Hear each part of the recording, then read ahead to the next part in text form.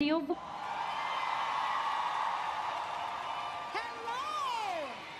Can you guys hear me? Is this mic on? There it is. All right. How you guys doing? Wow, I am so excited to be here. We are all back and together at Essence Fest. Let's give it a round of applause to be back together again. I'm looking forward to this conversation. I know there's so much I'm going to be able to learn, and we're just going to have a good time. So without further ado, I don't want to keep us waiting. You've already been waiting long enough. Let's please give a warm welcome to Madam Vice President Kamala Harris.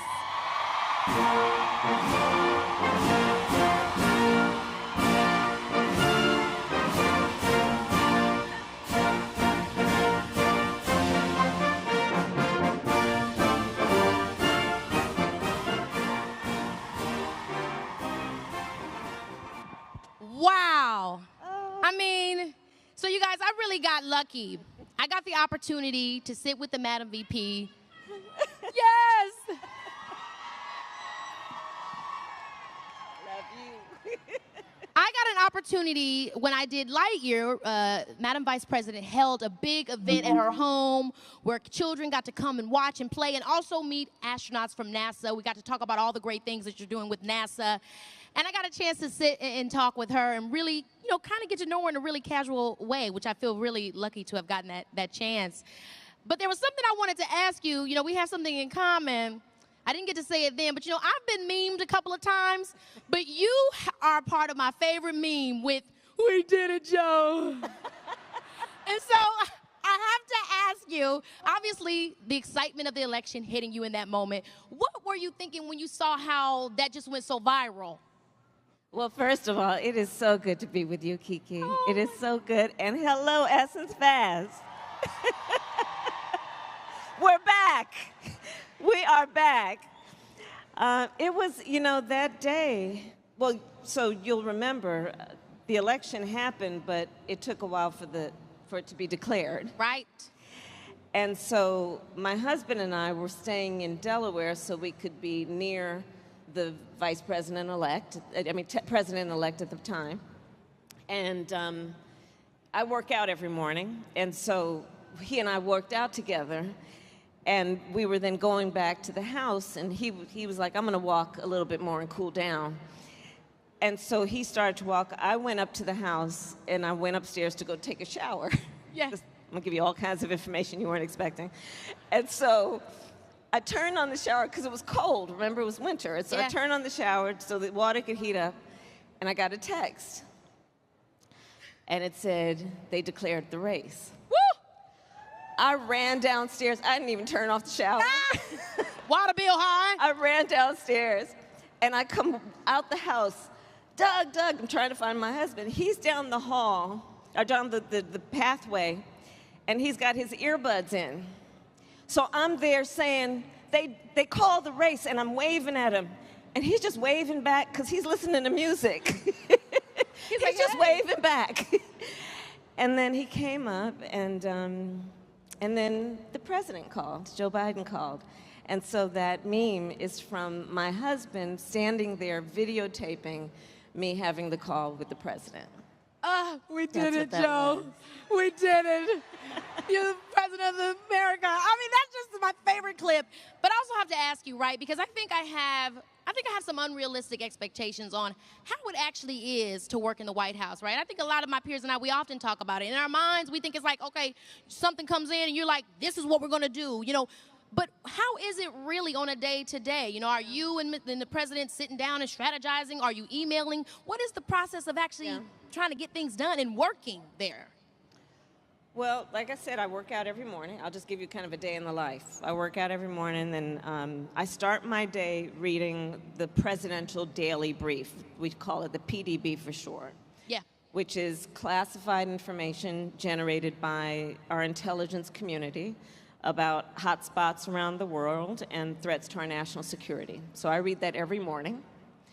And my office in the West Wing is, I don't know how many feet, not very far, you know, a minute to get from my office to the Oval Office. And so often when I arrive at the West Wing, I'll walk down to the Oval Office, and the president and I will have a meeting with the heads of our intelligence community, including often the Secretary of Defense will be there, the Secretary of State will be there, the Director of the CIA will be there, and we will talk about the threats to our nation and the priorities that we face.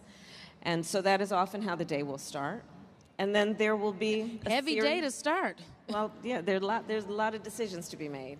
And then the day will proceed. I'll tell you, one of my favorite days recently was the day that I went over to the Capitol. You see, as the Vice President, I'm also the President of the Senate. And right now in the United States Senate, we have a 50-50 split between Democrats and Republicans. So it is often the case that I go to break the tie. So I'll go up to the Capitol. But this day I went up to the Capitol because there was a vote occurring on who would be the next justice on the United States Supreme Court. We know. And oh my, what a, you know, and I was very, very actively involved in that process of choosing her. And so I went to the Senate so I could preside when she was then voted on to be the next Supreme Court Yes. justice. And of course, I am talking about Ketanji Brown Jackson. Woo! Justice Ketanji Brown Jackson. Oh my gosh. And it was so special, Keke, because, you know, I got there and then it was taking a while for the vote to happen. And then two of my friends and colleagues when I was in the Senate, Raphael Warnock, Senator Warnock from Georgia. Let's get him reelected, please. And Senator Cory Booker from New Jersey. And so the two of them walked up when I was in the chair, because there was a pause.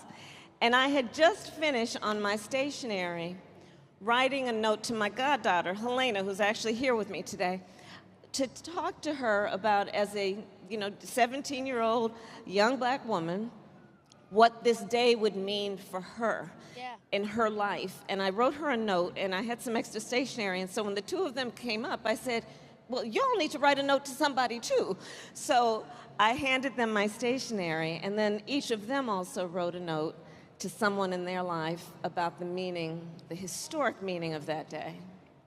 I don't know if everybody, experiences like that, but it's awesome to hear you talk about it, not just in a logistical sense, but also an emotional sense, because I think it's important that we know that it's human, to humanize the people that are working in government and to know that, at least with you, Madam VP, that there's heart going into it as well. Speaking about the Senate and things you've done, one of the most important jobs you did in the Senate was holding Trump officials and nominees accountable as a member of the Judiciary Committee, But most notably, when now Justice Kavanaugh struggled to identify any laws that give the government power to make decisions about the male body, which brings me to what just happened last week, where he and 5 other justices voted to overturn Roe versus Wade. I mean, I know personally for me, that just seems ridiculous, and it really puts me in an apathetic space to feel like, well, if you can come back and change things that are already settled, what is going to happen next? So I have to ask you, where were you when you heard the news? And, I mean, what do we do now? How do you feel, This is a serious matter.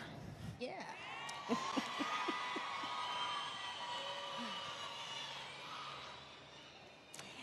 And it requires all of us to speak up, to speak out, and to be active. So I was on my way to Aurora, Illinois, to meet with Congresswoman Lauren Underwood, who is an outstanding member of Congress, because she and I, over the years, when I was in the Senate and now as Vice President, have been working on the issue of maternal mortality, and in particular, Black maternal mortality. Yes. And we've been working on this issue for a very important reason, which is, in the United States, Black women are 3 times more likely to die in connection with childbirth. Native women are twice as likely to die. Rural women, 1.5 more times likely to die. And understand that among all so-called developed nations, we are the worst on this issue.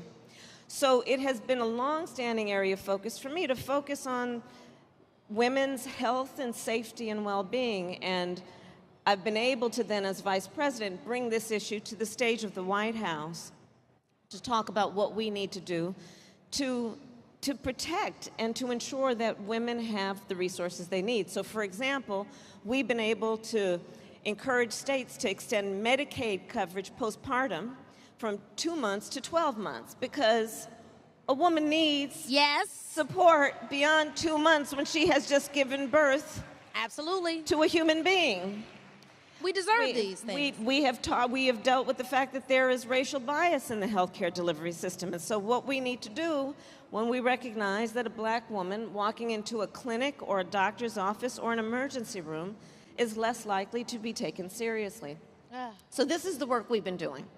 We've been looking at it in the context of the unique stressors that women face, and in particular black women face, and what that does to have effects on their health and well-being. So Lauren Underwood and I have been doing this work. I was flying from DC to Aurora, Illinois to meet her in her district. To announce more work that we are doing on maternal health.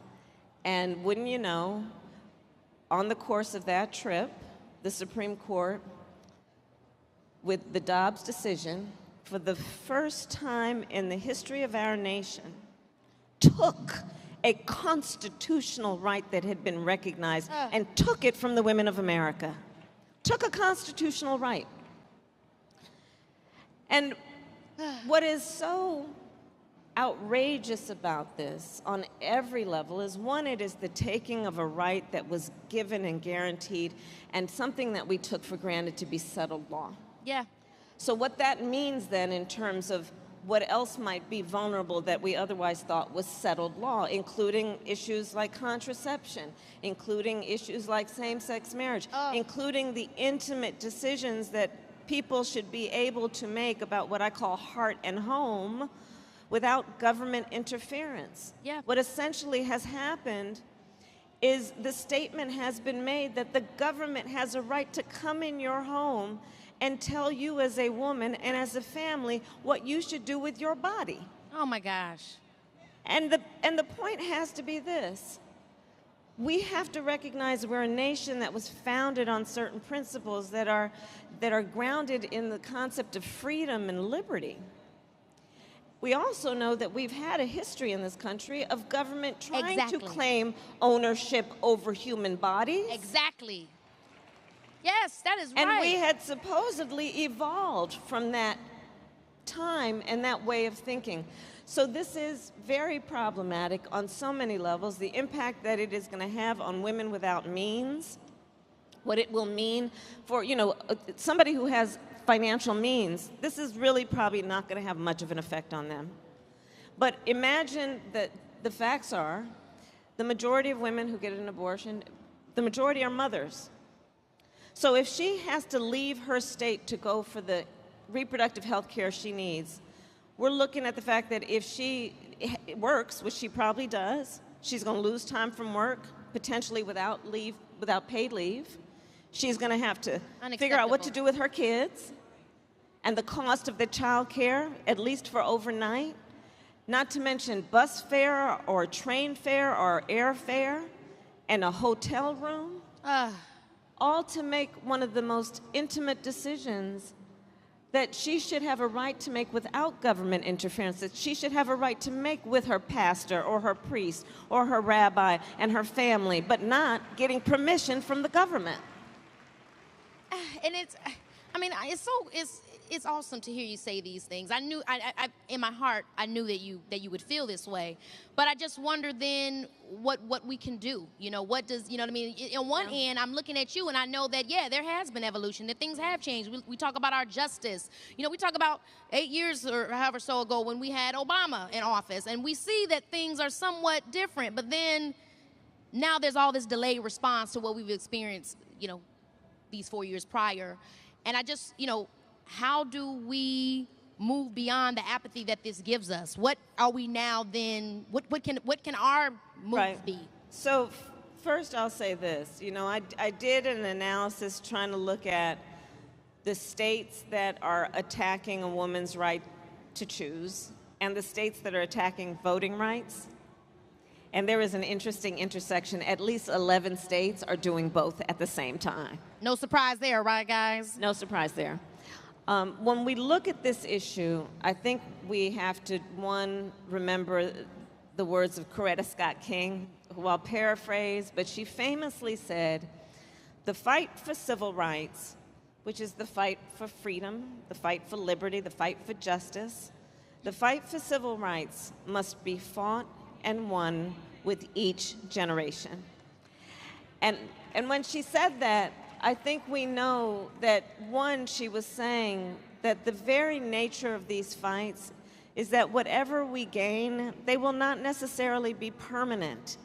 Therein lies the strength when we achieve the rights, with the fragility of those rights, meaning if we are not vigilant to secure and to fight for them, we can't take it for granted. So there is that piece of it, but I think the second point she was making is, because it is the nature of it that you have to be vigilant, don't be overwhelmed. Right. Don't be overwhelmed to the point that we are disheartened and we think that we can't do anything about it. It's the nature of it that these gains will not be permanent. So we must be vigilant, and we must remember we are always going to have to fight to maintain these rights. And it's such a good point, because I think we do get caught up in thinking, when there are great feats that have been accomplished, that, oh, now it's done, or, you know, we're surprised when it happens again. But when I look at the generations before me and what they had to deal with, I mean, even when we go back to slavery, if they found a way to keep moving, I better find a way to keep moving. You know what I'm saying? Because, I mean, I don't know what it's like to be in a field. That's right. You know what I'm saying? I want to go quickly to, you mentioned some of the things you've been doing, and we were talking about all the things that the administration has accomplished when we were, you know, back when we were at your home in D.C. You mentioned some great things about removing lead pipes also, which is a huge issue. You touched on a lot of things, but I just want to take a moment to speak to you guys about some of the things that specifically have been done. The executive order to promote access to voter registration and voting, where President Biden directed government resources to provide information about elections and increase access to voter registration opportunities, protecting Black Americans' access to housing by combating housing discrimination, where President Biden directed the administration to address racial discrimination in the housing market, reducing go ahead. Yes. Let me add to that. So on the housing piece, it includes this piece. What we know is that for generations, housing appraisers, the people who come in and tell you the value of your house, we have been tracking the racial bias in those assessments, such that we have examples of a Black family getting an appraisal that was far lower than they knew the value of their house was. So then they have friends who are a white family, and would have the white family come in and put up their family pictures, and then get the house appraised, and it appraised for much higher. Right? So we're dealing with that too, which is a long-standing issue in terms of what needs to be reformed around just the appraisal system, much less what we need to do to make housing affordable and available to more families. Yeah, and that's just some of the things. I mean, from reducing college costs, where you guys increase the maximum Pell Grant Award, $400. I mean, there's so many things here, you guys, that I could go on about. If you are interested in seeing everything that the administration has done up to date, you can go to whitehouse.gov. But I want to say this to you too, Madam VP, because I know you see people are always, you know, in your position, it's a hard job. You know, as many things as you get done, there's so many other things that people are saying you need to do. You know, and there's a quote that I've always loved from Mother Teresa, where she says, there can be no great things done, only small things with great love, right? Because there's always going to be something. So I want to ask you, how in your position do you approach A, that reality, and B, knowing what task to start on first with so much to deal with? Well, one, we got to multitask, right? Women are good at that. And we are good at that. None of us would be sitting here if we didn't figure that out at some point, right? So we have to multitask, but we have to look at, you know, what are the most critical issues, right? So for example, for me and for the president, one of the biggest issues that has been treated as maybe a small issue is anything that affects children. I think, you know, sometimes in public policy, I think folks think because they're small people, it's a small issue. No. If you impact in a positive way the needs of a child, the entire community benefits for generations. And so we have been looking at what we need to do, for example, at also supporting children in the context of the family they are being raised, right? So that grandmother or that auntie or that mother or that father.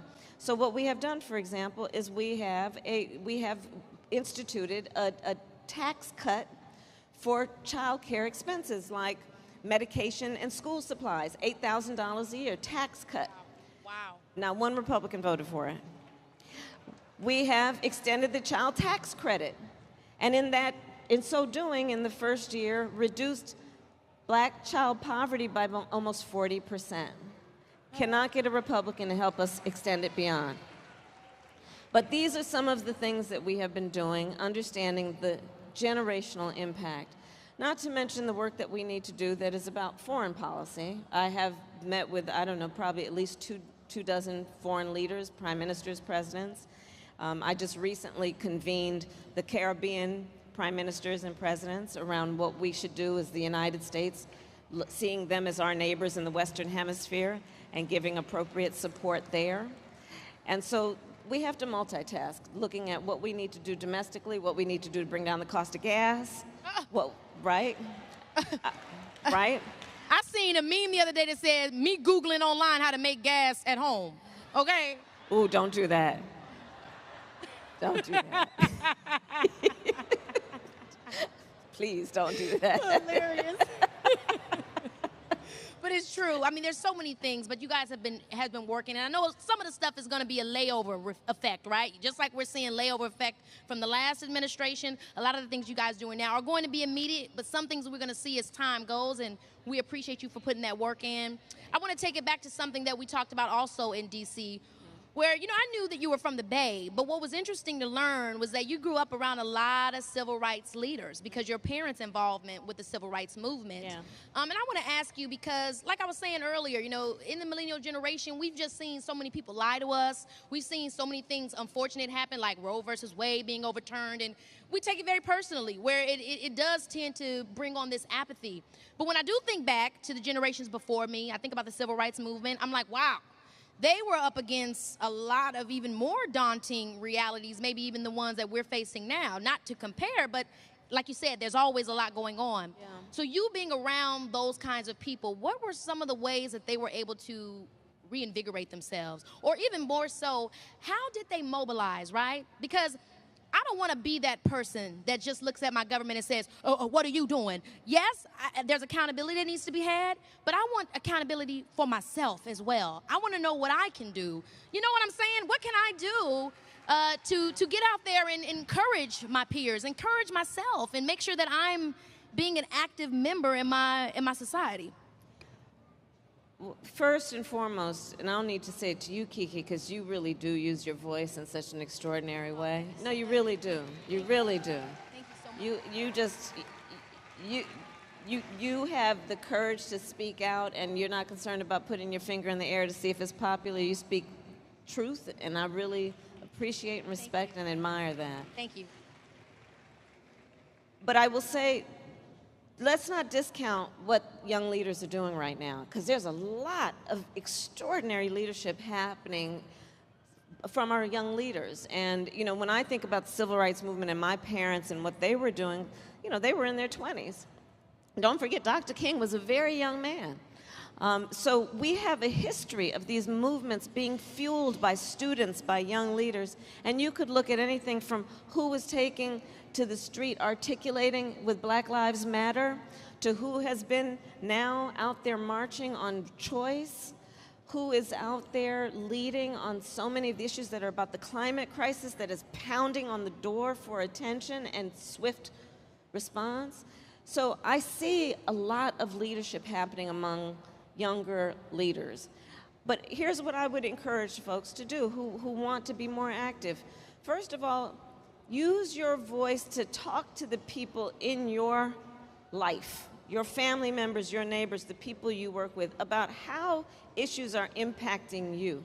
Talk about how you know that if you were born like my goddaughter who's here in 2004, well, the world has put in dates around 2030 that we need to reduce greenhouse gas emissions, or we are looking at an inflection point. And so what that will mean for you and for your children and your grandchildren, speak that in a way that people understand that you have an immediate investment in the outcome of the issue.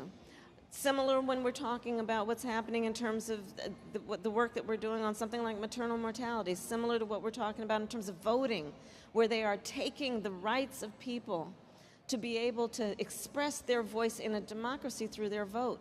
Speak about that in a way that you can energize the people in your life to understand that when elections come up, I know Keke, and she has passionately told me how this concerns her and how my vote could impact the outcome of this decision. Thank you so much for that. And I'm just, I could literally sit here and talk to you all day long.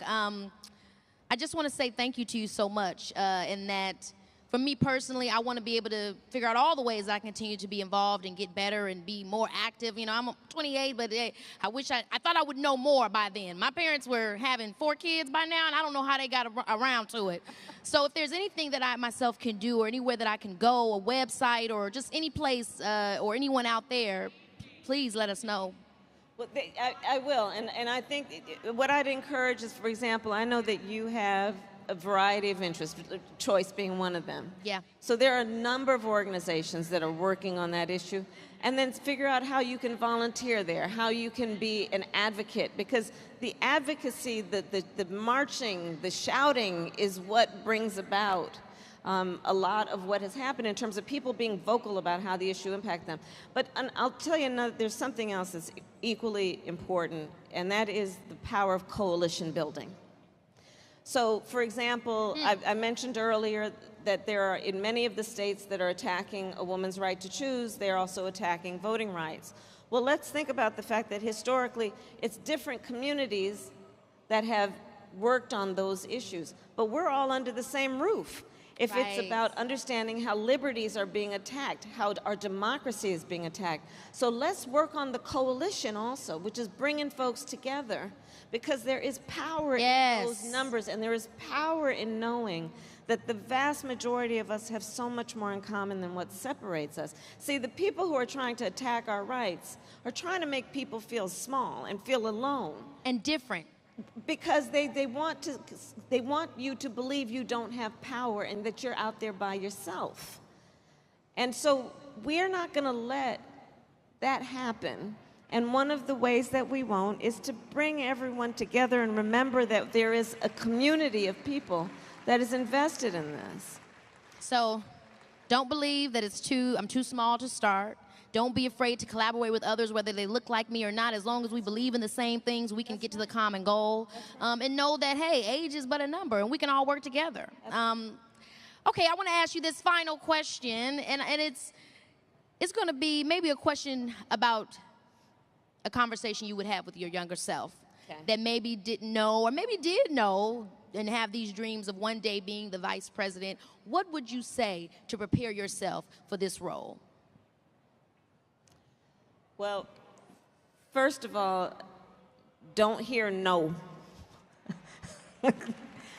Don't hear it can't be done. Don't hear nobody like you has done this before. I like to say I eat no for breakfast. I love when you say that. I love when you say that.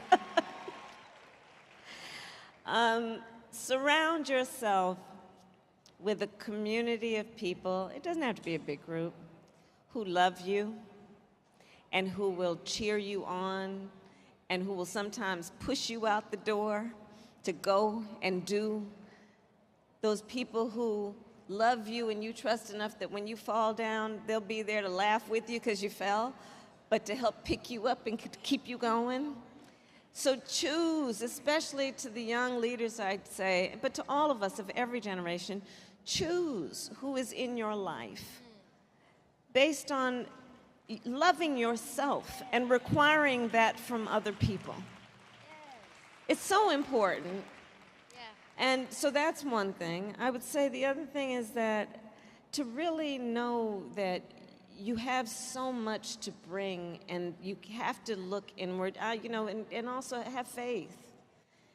Have faith, and have faith in whatever it is you believe in, that you were destined to do great things, even when the obstacles are there. But to believe in yourself and to have faith in yourself, that's so important. And then finally, just to remember you're not alone. I mean, so many of us have had the experience of walking into a room where we're the only one who looks like us, or has had our life experience. And so to you, I would say, when you walk in these rooms, remember this room for a minute. Remember this room. And remember when you walk into those rooms, that we're walking into that room with you. We are all in that room with you. And we are applauding you. And we are expecting you will carry our voice into that room. And we are applauding you, and we are with you every step of the way. So shoulders back, chin up. And just be yourself, be your marvelous self. Oh, yes. Just be yourself. Oh, Madam Vice President, I just thank you so much. I'm so grateful to have gotten the opportunity to see you up close in this way and see you speak, and people just stand for you. It's an inspiration. You truly are. And thank you for your time. Thank you for being here. So good to and thank you guys for being a part of the conversation as well. And Essence, obviously. Take care, guys. Bye-bye.